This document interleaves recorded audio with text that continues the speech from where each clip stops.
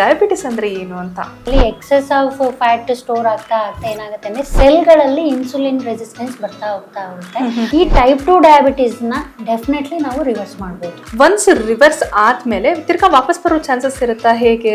ಈಗ non veg eaters ಇರ್ತಾರೆ, ಅವ್ರಿಗೆ ಹೇಳ್ತೀವಿ ವಾರಕ್ಕೊಮ್ಮೆ ನಾನ್ ವೆಜ್ ತಿನ್ನಿ, ಅದ್ರ ಜೊತೆಗೆ ನಿಯಮಿತವಾದ ವ್ಯಾಯಾಮ ಮಾಡಿ, ಅಂದ್ರೆ ಬೆಳಿಗ್ಗೆ ಎದ್ದಾಗ ಒಂದು ಅರ್ಧ ಗಂಟೆ ರೆಗ್ಯುಲರ್ ಆಗಿ ವಾಕ್ ಮಾಡಿ. ಇನ್ನು ಡಯಾಬಿಟಿಸ್ಗೆ ಸಿಂಪ್ಟಮ್ಸ್ ಯಾವ ರೀತಿ ಇರುತ್ತೆ? ಸಿಂಪ್ಟಮ್ಸ್ ಅಂದಾಗ ಅವರಿಗೆ ಪದೇ ಪದೇ ಮೂತ್ರಕ್ಕೆ ಹೋಗ್ಬೇಕು ಅಂತ ಅನಿಸ್ತಿರುತ್ತೆ. ಮತ್ತೆ ತುಂಬಾ ದಿನದಿಂದ ಏನಾದ್ರೂ ಡಯಾಬಿಟಿಸ್ ಇದ್ರೆ ಅವರಲ್ಲಿ ತುಂಬಾ ತೂಕ ಇಳಿತಾ ಹೋಗುತ್ತೆ, ಪದೇ ಪದೇ ನೀರಡಿಕೆ ಆಗುವಂಥದ್ದು, ಹಸು ಕೂಡ ಅತಿ ಆಗುವಂಥದ್ದು. ಈ ತರ ಯಾವುದೇ ಸಿಂಪ್ಟಮ್ಸ್ ಇದ್ರು ಅವ್ರು ಕೂಡಲೇ ಒಂದು ಬ್ಲಡ್ ಟೆಸ್ಟ್ ಮಾಡ್ಕೊಂಡ್ರೆ ತುಂಬಾ ಉತ್ತಮ. ಡಯಾಬಿಟಿಸ್ ಬರೋದಕ್ಕೆ ಕಾರಣ ಏನಿರುತ್ತೆ ಅಂತ? Life style. ಓಕೆ, ತುಂಬಾ ಜಂಕ್ ಫುಡ್ಗಳಾಯ್ತು, ಪ್ಲಸ್ ಅತಿಯಾದ ಚೀಸು, ಈಗ ಮಯೋನೀಸು, ಮತ್ತೆ ಅತಿಯಾದ ಚಿಪ್ಸು, ಬಿಸ್ಕೆಟ್, ಈ ತರದ ಕನ್ಸಂಪ್ಷನ್ಗಳು ಕೂಡ ಇಂಪ್ಯಾಕ್ಟ್ ಆಗ್ತಿದೆ. ಆಹಾರ, ನಿದ್ದೆ, ವ್ಯಾಯಾಮ ಈ 3 ಪ್ರಾಪರ್ ಆಗಿದ್ರೆ ಡೆಫಿನೆಟ್ಲಿ ಡಯಾಬಿಟಿಸ್ ಬರಲ್ಲ. ಅಂದ್ರೆ ಇನ್ಸುಲಿನ್ ತಗೋತಿರ್ತೀರಾ ಇಲ್ಲ 4-5 ಮೆಡಿಸಿನ್ ಅಲ್ಲಿ ಇರ್ತೀರಾ ಅಂದ್ರೂ ಕೂಡ ನಾವು ಅವರಿಗೆ ಟೈಪ್ 2 ಡಯಾಬಿಟಿಸ್ ಅಲ್ಲಿ ರಿವರ್ಸ್ ಮಾಡ್ಬೋದು.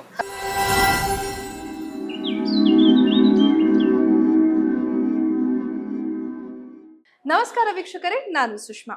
ಇವತ್ತು ನಾನು ಬೆಂಗಳೂರಿನ ಬಾಣಸ್ವಾಡಿಯಲ್ಲಿರುವಂತಹ ಗುಡುಚಿ ಆಯುರ್ವೇದಕ್ಕೆ ಬಂದಿದ್ದೀನಿ. ಸಾಕಷ್ಟು ಜನರ ಬಾಯಲ್ಲಿ ನಾವು ಗುಡುಚಿ ಆಯುರ್ವೇದದ ಬಗ್ಗೆ ಕೇಳಿದ್ದೀವಿ. ಸೊ ಗುಡುಚಿ ಆಯುರ್ವೇದದಲ್ಲಿ ಯಾವ್ದಕ್ಕೆಲ್ಲ ಟ್ರೀಟ್ಮೆಂಟ್ ಇದೆ ಅನ್ನೋದನ್ನ ಈ ಒಂದು ಸ್ಪೆಷಲ್ ಪ್ರೋಗ್ರಾಮ್ ಅಲ್ಲಿ ನಾನು ನಿಮಗೆ ತಿಳಿಸ್ಕೊಡ್ತೀನಿ. ಹಾಗೆ ಟೈಪ್ 2 ಡಯಾಬಿಟಿಸ್ಗೆ ಎಸ್ಪೆಷಲಿ ಇಲ್ಲಿ ರಿವರ್ಸಲ್ ಪ್ರೋಗ್ರಾಮ್ಸ್ ಇದೆ. ತುಂಬಾ ಜನ ಡಯಾಬಿಟಿಸ್ ಅಂದ ತಕ್ಷಣ ಭಯ ಪಡ್ತಾರೆ, ಹೋಲ್ ಲೈಫ್ ನಾನು ಮಾತ್ರೆ ತಗೊಳ್ಬೇಕು, ಮೆಡಿಕೇಶನ್ ತಗೊಳ್ಬೇಕು ಅಂತ ಭಯ ಪಟ್ಬಿಡ್ತಾರೆ. ಸೊ ಅವಂತವ್ರು ಇಲ್ಲಿಗೆ ಬಂದ್ರೆ ಡಯಾಬಿಟಿಸ್ ರಿವರ್ಸಲ್ ಪ್ರೋಗ್ರಾಮ್ನ ತಗೊಂಡ್ರೆ ಅವರು ಮಾತ್ರೆ ಮುಕ್ತ ಜೀವನವನ್ನ ನಡೆಸಬಹುದಂತೆ. ಸೊ ಇದೆಲ್ಲದ್ರ ಬಗ್ಗೆ ಕಂಪ್ಲೀಟ್ ಡೀಟೇಲ್ಸ್ ಅನ್ನ ಈ ಒಂದು ಸ್ಪೆಷಲ್ ಪ್ರೋಗ್ರಾಮ್ ಅಲ್ಲಿ ನಾನು ನಿಮಗೆ ಕೊಡ್ತಾ ಹೋಗ್ತೀನಿ. ಫಸ್ಟ್ ಆಫ್ ಆಲ್ ಯೂಶಲಿ ನಾವು ಡಾಕ್ಟರ್ಸ್ ಹತ್ರ ಮಾತಾಡ್ತೀವಿ, ಬಟ್ ಈ ಒಂದು ಸ್ಪೆಷಲ್ ಪ್ರೋಗ್ರಾಮ್ ಅಲ್ಲಿ ನಾವು ಫೌಂಡರ್ ಹತ್ರ ಮಾತಾಡೋಣ, ಡಾಕ್ಟರ್ ಹತ್ರ ಮಾತಾಡೋಣ, ಹಾಗೆ ಸ್ಪೆಷಲ್ ಆಗಿ ನಾವು ಪೇಷಂಟ್ಸ್ ಹತ್ರ ಕೂಡ ಮಾತಾಡಿ ಅವರ ಒಂದು ಎಕ್ಸ್ಪೀರಿಯನ್ಸ್ ನ ತಿಳ್ಕೊಳ್ಳೋಣ. ಗುಡುಚಿ ಆಯುರ್ವೇದಕ್ಕೆ ಬಂದ ಮೇಲೆ ಅವ್ರಿಗೆ ಜೀವನ ಶೈಲಿ ಆಗಿರ್ಬೋದು, ಅವರ ಲೈಫ್ ಸ್ಟೈಲ್, ಫುಡ್ ಹ್ಯಾಬಿಟ್ಸ್ ಯಾವ ರೀತಿ ಚೇಂಜ್ ಆಯಿತು, ಅದರಿಂದ ಅವ್ರ ಬಾಡಿ ಯಾವ ರೀತಿ ಸ್ಪಂದಿಸ್ತಾ ಇದೆ, ಯಾವ ರೀತಿ ಅವ್ರಿಗೆ ಇಂಪ್ರೂವ್ಮೆಂಟ್ ಆಗಿದೆ, ಶುಗರ್ ರೇಟ್ಸ್ ಮುಂಚೆ ಎಷ್ಟಿರ್ತಿತ್ತು ಇವಾಗ ಎಷ್ಟಿದೆ ಅಂತೆಲ್ಲ ತಿಳ್ಕೊಳ್ಳೋಣ ಈ ಒಂದು ಸ್ಪೆಷಲ್ ಪ್ರೋಗ್ರಾಮ್ ಅಲ್ಲಿ ಬನ್ನಿ.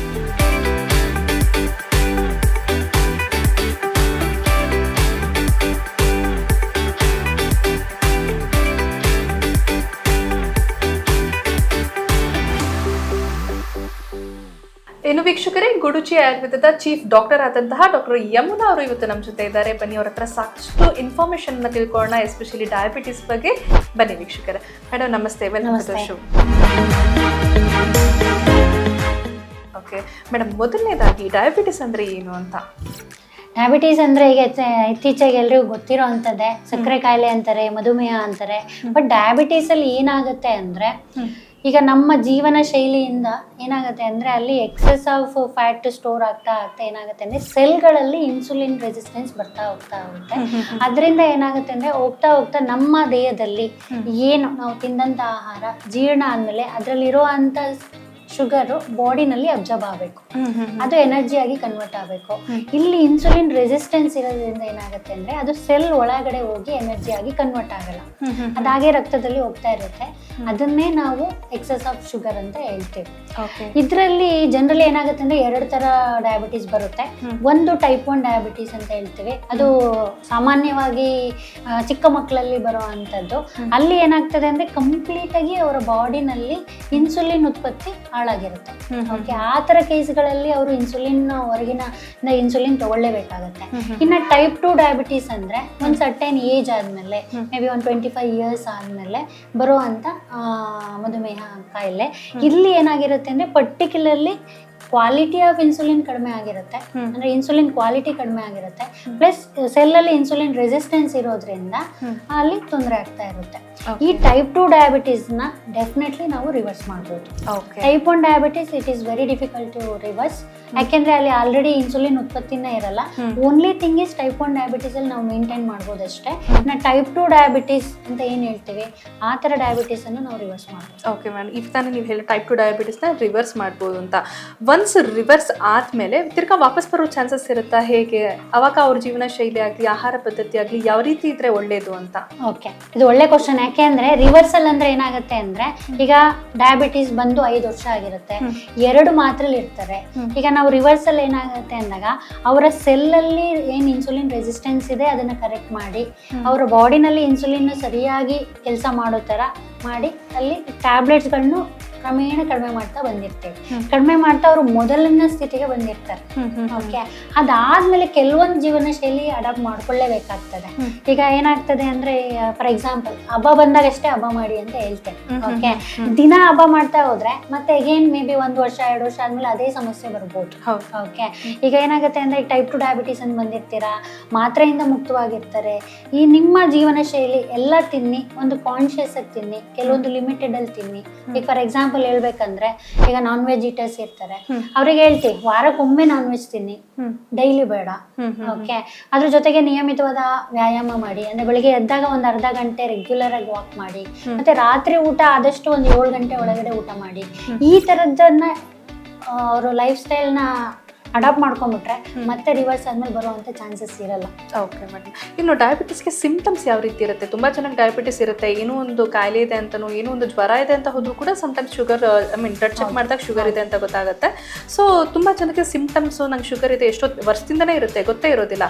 ಸೊ ಏನ್ ಬಂದ್ರೆ ಒಂದು ಸಿಂಪ್ಟಮ್ಸ್ ಬಂದಾಗ ಡಾಕ್ಟರ್ನ ಕನ್ಸಲ್ಟ್ ಮಾಡಿ. ಜನರಲಿ ಏನಾಗುತ್ತೆ ಅಂದ್ರೆ, ಸಿಂಪ್ಟಮ್ಸ್ ಅಂದಾಗ ಅವರಿಗೆ ಪದೇ ಪದೇ ಮೂತ್ರಕ್ಕೆ ಹೋಗ್ಬೇಕು ಅಂತ ಅನಿಸ್ತಿರುತ್ತೆ. ಅದರಲ್ಲೂ ಬೆಳಗಿನ ಜಾವದಲ್ಲೂ ಹೋಗ್ತಾ ಇರ್ತಾರೆ, ಮತ್ತೆ ರಾತ್ರಿ ಕೂಡ ಒಂದು 2 ರಿಂದ 3 ಸಲ ಹೇಳುವಂಥದ್ದಾಗ್ತಾ ಇರುತ್ತೆ. ಮತ್ತೆ ತುಂಬಾ ದಿನದಿಂದ ಏನಾದ್ರೂ ಡಯಾಬಿಟಿಸ್ ಇದ್ರೆ ಅವರಲ್ಲಿ ತುಂಬಾ ತೂಕ ಇಳಿತಾ ಹೋಗುತ್ತೆ. ಅದ್ರ ಜೊತೆಗೆ ಸ್ವಲ್ಪ ದೂರ ನಡೆದ್ರು ಆಯಾಸ ಆಗುವಂಥದ್ದು, ಪದೇ ಪದೇ ನೀರಡಿಕೆ ಆಗುವಂಥದ್ದು, ಹಸು ಕೂಡ ಅತಿ ಆಗುವಂಥದ್ದು. ಈ ತರ ಯಾವುದೇ ಸಿಂಪ್ಟಮ್ಸ್ ಇದ್ರು ಅವರು ಕೂಡಲೇ ಒಂದು ಬ್ಲಡ್ ಟೆಸ್ಟ್ ಮಾಡ್ಕೊಂಡ್ರೆ ತುಂಬಾ ಉತ್ತಮ. ಇನ್ನು ಮೇಡಮ್ ಏನಪ್ಪಾ ಅಂದ್ರೆ, ಡಯಾಬಿಟಿಸ್ ಬರೋದಕ್ಕೆ ಕಾರಣ ಏನಿರುತ್ತೆ ಅಂತ? ಇದು ಒಳ್ಳೆ ಕ್ವಶನ್. ಆಕ್ಚುಲಿ ಡಯಾಬಿಟಿಸ್ ಬರೋದಕ್ಕೆ ಕಾರಣ ಅಂದ್ರೆ ನಮ್ಮ ಜೀವನ ಶೈಲಿ, ಲೈಫ್ ಸ್ಟೈಲ್. ಓಕೆ, ಇದೇ ಯೋಚನೆ ಮಾಡಿ, ನಮ್ಮ ತಾತ ಅಜ್ಜಿ ಅಂದಿರ ಕಾಲದಲ್ಲಿ ನಾವು ಚಿಕ್ಕವರಿದ್ದಾಗ ಜನರಲ್ಲಿ ನಾವೊಂದು ಆಡು ಮಾತಿತ್ತು, ಅವ್ರಿಗೆ ಡಯಾಬಿಟಿಸ್ ಇದೆ ಅಂದ್ರೆ ಅಪರೂಪ, ತುಂಬಾ ಊರಲ್ಲಿ ಒಬ್ರಿಗೋ ಏನೋ ಇರ್ತಿತ್ತು. ಜನರಲ್ಲಿ ಹೇಳ್ತಾ ಇದ್ವಿ ಅವ್ರು ಶ್ರೀಮಂತರು ಅಂತ ಹೇಳಿ. ಓಕೆ, ಈಗಿನ ಕಾಲದಲ್ಲಿ ಏನಾಗ್ಬಿಟ್ಟಿದೆ ಅಂದ್ರೆ ಎಲ್ಲರೂ ಶ್ರೀಮಂತರಾಗ್ಬಿಟ್ಟಿದ್ದಾರೆ ರೋಗಗಳಲ್ಲಿ. ಯಾಕೆಂದ್ರೆ ಈಗ ನಮ್ಮ ಲೈಫ್ ಹೆಂಗಾಗಿದೆ ಅಂದ್ರೆ, ನಾನು ಯಾವಾಗ್ಲೂ ಹೇಳ್ತಾ ಇರ್ತೇನೆ, ನಮ್ಮ ಲೈಫ್ ಸ್ಟೈಲ್ ಹೇಗಾಗಿದೆ ಅಂದ್ರೆ ಎಸ್ಕಲೇಟರ್ ಮೇಲೂ ಓಡ್ತಾ ಇದೀವಿ, ಆ ತರ ಲೈಫ್ ಸ್ಟೈಲ್ ಆಗಿದೆ. ಅಂದ್ರೆ ಬಿಸಿ ಶೆಡ್ಯೂಲ್ ಇರ್ಬೋದು, ಮತ್ತೆ ಒತ್ತಡದ ಬದುಕು. ಈ ಒಂದು ಕಾರಣದಿಂದನೇ ನಾವೇನಾಗ್ತಿದ್ವಿ, more of ready to eat food ಮೊರೆ ಹೋಗ್ತಾ ಇದೀವಿ. ಅಂದ್ರೆ ಮೈದಾಯಿಂದ ಮಾಡಿರೋದಾಯ್ತು, ಮತ್ತೆ ಇಮಿಡಿಯೇಟ್ ಇನ್ಸ್ಟ್ಯಾಂಟ್ ಫುಡ್ಗಳಾಯ್ತು, ಮತ್ತೆ ತುಂಬಾ ಜಂಕ್ ಫುಡ್ಗಳಾಯ್ತು, ಪ್ಲಸ್ ಅತಿಯಾದ ಚೀಸು, ಈ ಮಯೋನೀಸು, ಮತ್ತೆ ಅತಿಯಾದ ಚಿಪ್ಸು, ಬಿಸ್ಕೆಟು, ಈ ತರದ ಕನ್ಸಂಪ್ಷನ್ಗಳು ಕೂಡ ಇಂಪ್ಯಾಕ್ಟ್ ಆಗ್ತಿದೆ. ಮತ್ತೆ ನಾವು ತಿನ್ನೋ ಕ್ಯಾಲೋರೀಸ್ ಜಾಸ್ತಿ ಇದೆ, ವ್ಯಾಯಾಮ ಮಾಡೋದಂತೂ ಏನಿಲ್ಲ, ಫಿಸಿಕಲ್ ಆಕ್ಟಿವಿಟಿ ಅಂತೂ ಏನೂ ಇಲ್ಲ. ಇದು ಕೂಡ ಒಂದು ಕಾರಣ. ಮತ್ತೆ ಸ್ಟ್ರೆಸ್ಸು, ಪ್ಲಸ್ ನಿದ್ದೆ ಸರಿಯಾಗಿ ಮಾಡ್ದಲೇ ಇರುವಂಥದ್ದು. ಆಹಾರ, ನಿದ್ದೆ, ವ್ಯಾಯಾಮ ಈ 3 ಪ್ರಾಪರ್ ಆಗಿದ್ರೆ ಡೆಫಿನೆಟ್ಲಿ ಡಯಾಬಿಟಿಸ್ ಬರಲ್ಲ. ಇದು ಎಲ್ಲಿ ತೊಂದರೆ ಆಗಿರುತ್ತಲ್ಲ ಅಲ್ಲಿ ಡಯಾಬಿಟಿಸ್ ಬಂದೇ ಬರುತ್ತೆ. ಓಕೆ ಮ್ಯಾಮ್, ಇನ್ನು ತುಂಬ ಜನಕ್ಕೆ ಡಯಾಬಿಟಿಸ್ ಬಂದಿದೆ ಅಂತಲೂ ಗೊತ್ತಿರುತ್ತೆ, ಟೆಸ್ಟು ಮಾಡಿಸಿದೆ, ಬಟ್ ಒಂದು ಹಂತಕ್ಕೆ ಕೆಲವು ನೆಗ್ಲೆಕ್ಟ್ ಮಾಡ್ತಾರೆ. ಸೊ ಸರಿಯಾದ ಟೈಮಲ್ಲಿ ಸರಿಯಾದ ಚಿಕಿತ್ಸೆ ತಗೊಂಡಿಲ್ಲ ಅಂದರೆ ಅವ್ರಿಗೆ ನೆಕ್ಸ್ಟ್ ಯಾವ ರೀತಿ ಕಾಂಪ್ಲಿಕೇಶನ್ಸ್ ಆಗುತ್ತೆ ಅಂತ? ಡೆಫಿನೆಟ್ಲಿ. ಇವತ್ತೇ ಬೆಳಗ್ಗೆ ಒಂದು ಪೇಷಂಟ್ ಬಂದಿದ್ರು, ಅವ್ರ ಏಜ್ ಇನ್ನು 21. ಓಕೆ, ಡಯಾಗ್ನೋಸ್ ಆಗಿರೋದು 1 ವರ್ಷದಿಂದ ಡಯಾಬಿಟಿಸ್ ಅಂತ ಹೇಳಿ. ಆ ಹುಡುಗನಿಗೆ ಆಲ್ರೆಡಿ ಇನ್ಸುಲಿನ್ ಅಲ್ಲಿ ಇದ್ದಾರೆ, ಮತ್ತೆ 1 ಟ್ಯಾಬ್ಲೆಟ್ ಅಲ್ಲೂ ಕೂಡ ಇದ್ದಾರೆ. ಓಕೆ, ಬಟ್ ಅವರು ಸಿಂಪ್ಟಮ್ಸ್ ಗೊತ್ತಾಗದೆ ಸ್ಟಾರ್ಟಿಂಗ್ ಅಲ್ಲಿ 2-3 ತಿಂಗಳಲ್ಲಿ 10-12 kg ಕಡಿಮೆ ಆಗಿದ್ದಾರೆ. ಅಲ್ಲಿ ಮಿಸ್ಟೇಕ್ ಆಗಿರೋದಂದ್ರೆ ಅವರು ಜಿಮ್ಮಿಗೂ ಹೋಗ್ತಾ ಇದ್ರು, ಮೇ ಬಿ ಜಿಮ್ ಮಾಡಿ ನಾನು ವೆಯ್ಟ್ ಲಾಸ್ ಆಗಿದ್ದೀನಿ ಅಂತ ಅವರು ಇದು ಮಾಡಿಕೊಂಡು, ಅವರಿಗೆ ಅಲ್ಲಿ ಕೊನೆಯಲ್ಲಿ ಏನಾಗಿದೆ ಅಂದ್ರೆ ಕಿಡ್ನಿ ಫಂಕ್ಷನ್ ಕೂಡ ವ್ಯತ್ಯಾಸ ಆಗಿ, ಇಟ್ಸ್ ಲೈಕ್ ಕಿಟೋ ಅಸಿಡೋಸಿಸ್ ಅಂತ ಹೇಳ್ತೇವೆ. ಅಂದ್ರೆ ಕಿಡ್ನಿ ಮುಖಾಂತರ ಶುಗರ್ ಜಾಸ್ತಿ ಹೋಗಿ ಅಲ್ಲಿ ಪ್ರೋಟೀನು ಕೂಡ ಲೀಕ್ ಆಗ್ಲಿಕ್ಕೆ ಸ್ಟಾರ್ಟ್ ಆಗ್ತಾ ಹೋಗುತ್ತೆ. ಆ ತರ ಆಗಿ ಅವ್ರು ಅನ್ಕಾನ್ಶಿಯಸ್ ಆದಾಗ ಹಾಸ್ಪಿಟ್ಲಿಗೆ ಕರ್ಕೊಂಡು ಹೋದಾಗ ಗೊತ್ತಾಗಿರೋದು. ಓಕೆ, ಬೇರೆ ಯಾವುದು ಸಿಂಪ್ಟಮ್ಸ್ ಇರಲಿಲ್ವಾ ಅವರಿಗೆ? ವೇಟ್ ಲಾಸ್ ಆಗಿದೆ, ಸುಸ್ತಾಗ್ತಿದೆ, ಈ ಥಿಂಕಿಂಗ್ ನಾನು ಜಿಮ್ ಮಾಡ್ತಾ ಇದ್ದೀನಿ, ಜಿಮ್ ಹೋಗ್ತಾ ಇದ್ದೀನಿ, ಅದರಿಂದ ವೇಟ್ ಲಾಸ್ ಆಗಿದ್ದೀನಿ, ಅದಕ್ಕೆ ಸುಸ್ತಾಗ್ತಾ ಇದೆ, ಈ ಅಸಂಪ್ಷನ್ ಅಲ್ಲಿ ಹೋಗ್ತಾರೆ. ಅದಕ್ಕೆ ಡ್ರಾಸ್ಟಿಕ್ ಆಗಿ ಏನೋ 2-3 ತಿಂಗಳಲ್ಲಿ ನಿಮ್ಗೆ 5-6 kg ವೆಯ್ಟ್ ಲಾಸ್ ಆಗ್ತಿದೆ, ತುಂಬಾ ಸುಸ್ತಾಗ್ತಿದೆ, ಈ ತರ ಸಿಂಪ್ಟಮ್ಸ್ ಇದ್ದಾಗ ಒಂದ್ಸಲ ಚೆಕ್ ಮಾಡ್ಕೊಳ್ಳೋದು ತುಂಬಾ ಉತ್ತಮ. ಓಕೆ ಮ್ಯಾಮ್, ನಿಮ್ಮಲ್ಲಿ ಟ್ರೀಟ್ಮೆಂಟ್ ಯಾವ ರೀತಿ ಇದೆ ಅಂತ ಗುರುಚಿ ಆಯುರ್ವೇದದಲ್ಲಿ ಡಯಾಬಿಟಿಸ್ ಪೇಷಂಟ್ಸ್ಗೆ ಯಾವ ರೀತಿ ಟ್ರೀಟ್ಮೆಂಟ್ ಇದೆ? ಜನರಲಿ ನಮ್ಮಲ್ಲಿ ಟೈಪ್ 2 ಡಯಾಬಿಟೀಸ್ಗೆ ರಿವರ್ಸ್ ಮಾಡ್ಬೋದು ಅಂತ ಹೇಳ್ತೀವಿ. ಅದರಲ್ಲೂ ಟೈಪ್ 2 ಡಯಾಬಿಟೀಸ್ 1 ವರ್ಷದಿಂದ ಇದೆ, ಇಲ್ಲ ಜಸ್ಟ್ ನನಗೆ ಇವಾಗಷ್ಟೇ ಗೊತ್ತಾಗಿದೆ, ಇಲ್ಲ ತುಂಬ 10-15 ವರ್ಷದಿಂದ ಇದೆ. ನಮ್ಮಲ್ಲಿ ಈಗ 25-30 ವರ್ಷದಿಂದ ಇರೋರು ಕೂಡ ಇದ್ದಾರೆ. ಅಂದರೆ ಇನ್ಸುಲಿನ್ ತಗೋತಿರ್ತೀರಾ, ಇಲ್ಲ 4-5 ಮೆಡಿಸಿನಲ್ಲಿ ಇರ್ತೀರಾ ಅಂದರೂ ಕೂಡ ನಾವು ಅವರಿಗೆ ಟೈಪ್ 2 ಡಯಾಬಿಟೀಸಲ್ಲಿ ರಿವರ್ಸ್ ಮಾಡ್ಬೋದು. ಈಗ ಎಕ್ಸಾಂಪಲ್ ಹೇಳ್ಬೇಕಂದ್ರೆ ಇವತ್ತಿನ ಕೇಸನ್ನೇ ಅವ್ರು 70 ವರ್ಷದವರು, 70-72 ಇದೆ. ಈಸ್ ವರ್ಕಿಂಗ್ ಇನ್ ಮುಂಚೆ ವರ್ಕ್ ಮಾಡ್ತಿದ್ರು, ಇನ್ಫೋಸಿಸ್ ಅಲ್ಲಿ ವರ್ಕ್ ಮಾಡ್ತಾ ಇದ್ರು. ಈಸ್ ಇಂಟು ಒಳ್ಳೆ ಪೊಸಿಷನ್ ಅಲ್ಲಿ ಇದ್ದವರು. ಅವರು ಇನ್ಸುಲಿನ್ ಜೊತೆಗೆ 3-4 ಮೆಡಿಸಿನ್ ಅಲ್ಲಿ ಇದ್ರು. ಇವಾಗ ಅವರು ಒಂದೇ ಒಂದು ಮಾತ್ರೆನಲ್ಲಿ ಇದ್ದಾರೆ. Almost after the 7 months of his journey ಇವಾಗ ಒಂದೇ ಮಾತ್ರೆನಲ್ಲಿದ್ದಾರೆ. ಯಾಕೆ ಅಂದರೆ there is a discipline lifestyle. ಅದರ ಜೊತೆಗೆ ನಾವು ಕೊಡುವಂಥ ಡಯಟ್ ಆಯಿತು, ಮೆಡಿಸಿನ್ ಆಯಿತು, ಅವರು ಪ್ರಾಪರಾಗಿ ಮಾಡಿಕೊಂಡ್ರೆ ಡೆಫಿನೆಟ್ಲಿ ರಿವರ್ಸ್ ಮಾಡ್ಕೋಬೋದು. ಓಕೆ ಮ್ಯಾಮ್, ನೀವು ಇವಾಗ ತಾನೇ ಹೇಳಿದ್ರೆ ನೀವು ಕೊಡುವಂಥ ಡಯಟ್ ಆಗಿರ್ಬೋದು, ನೀವು ಹೇಳಿದಂಗೆ 8 hours ಸ್ಲೀಪು ಪ್ಯಾಟ್ರನ್, ತುಂಬ ಜನ ಇವತ್ತಿನ ಕಾಲಮಾನದಲ್ಲಿ ಒಂಥರ ಬ್ಯುಸಿ ಶೆಡ್ಯೂಲ್ ಇರುತ್ತೆ. ಸೊ ಎಷ್ಟೋ ಜನಕ್ಕೆ ಶಿಫ್ಟ್ ಪ್ರಕಾರ ಕೆಲಸ ಮಾಡಬೇಕಾಗತ್ತೆ, ಆಹಾರ ಪದ್ಧತಿ ಕರೆಕ್ಟಾಗಿರೋಕ್ಕಾಗಲ್ಲ, ರೊಟೇಷನ್ ಶಿಫ್ಟ್ಸ್ ಇರುತ್ತೆ. ಸೊ ಅಂಥವ್ರಿಗೆ ಏನು ಹೇಳಕ್ಕೆ ಬಯಸ್ತೀರಾ ಅಂತ? ಜನರಲಿ ಈ ಥರ ಏಜ್ ಗ್ರೂಪಲ್ಲಿ ಈಗ 25 to 45 ನೋಡಿದ್ರೆ ತುಂಬ ಜನ ಬರ್ತಾರೆ, ಶಿಫ್ಟಲ್ಲಿ ಕೆಲಸ ಮಾಡ್ತಿರ್ತಾರೆ. ಆ ಶಿಫ್ಟ್ ಕೆಲಸದಿಂದ ಅವ್ರದ್ದು ಡಯಟ್ ವ್ಯತ್ಯಾಸ ಆಗಿ ಅವರಿಗೆ ಡಯಾಬಿಟೀಸ್ ಬಂದಿರುತ್ತೆ. ನಾನು ಹೇಳೋ ಒಂದು ಕಿವಿ ಮಾತೇನೆಂದರೆ, ಹೆಲ್ತ್ ತುಂಬ ಇಂಪಾರ್ಟೆಂಟ್. ಆರೋಗ್ಯಕ್ಕೆ ಮೊದಲ ಇಂಪಾರ್ಟೆನ್ಸ್ ಕೊಡಿ. ಓಕೆ, ಆವಾಗ ಡೆಫಿನೆಟ್ಲಿ ಚೇಂಜಸ್ ಆಗುತ್ತೆ. ಈಗ ಶಿಫ್ಟ್ ಚೇಂಜ್ ಮಾಡ್ಕೊಳಕ್ಕಾಗಿಲ್ಲ ಅಂದರೆ ಅವರ ಶಿಫ್ಟ್ ಅನುಕೂಲವಾಗಿ ನಾವು ಡಯಟನ್ನು ಮಾಡ್ಯುಲೇಟ್ ಮಾಡ್ಕೊಡ್ತಾ ಹೋಗ್ತೀವಿ. ಈಗ ಫಾರ್ ಎಕ್ಸಾಂಪಲ್ ಅವರು ಮಧ್ಯಾಹ್ನದಿಂದ ನೈಟ್ ಶಿಫ್ಟ್ ಇರುತ್ತೆ ಅಂದ್ಕೊಳ್ಳಿ, 12 to 2 ಆ ಥರ ಶಿಫ್ಟ್ 12 to 9 ಆ ಥರ ಇರ್ತಾರೆ. ಅವ್ರಿಗೆ ಆದಷ್ಟು ಹೇಳ್ತೀವಿ, ಆದಷ್ಟು ರಾತ್ರಿ ಊಟನ ನೀವು ಒಂದು 6 ಗಂಟೆ 7 ಗಂಟೆ ಒಳಗಡೆನೆ ಮುಗಿಸಿ. ನೀವು ಮಲಗಬೇಕಾದ್ರೆ ಏನಾದ್ರು ತುಂಬ ಹಸುವಾಗ್ತಿದೆ ಅಂದರೆ ಲೈಟಾಗಿ ಏನಾದರೂ ಸೂಪ್ ಥರನೋ ಇಲ್ಲ ಕುಕ್ಡ್ ವೆಜಿಟೇಬಲ್ಸು ಆ ಥರದ್ದು ಏನಾದ್ರು ತಗೊಳ್ಳಿ. ಮತ್ತು ಬೆಳಿಗ್ಗೆ ಈಗ ಕೆಲಸ ಮುಗಿದು ಬಂದ ತಕ್ಷಣ ಆದಷ್ಟು ಮಲ್ಕೊಳ್ಳಿ. ಇಲ್ಲಾಂದರೆ ಏನಾಗುತ್ತೆ ಅಂದರೆ ಈ ಥರ ಜಾಬಲ್ಲಿ ಇರೋರು ರಾತ್ರಿ ಬರೋದೇ 10 ಗಂಟೆ 11 ಗಂಟೆಗೆ, ಅವಾಗ ಊಟ ಮಾಡ್ತಾರೆ.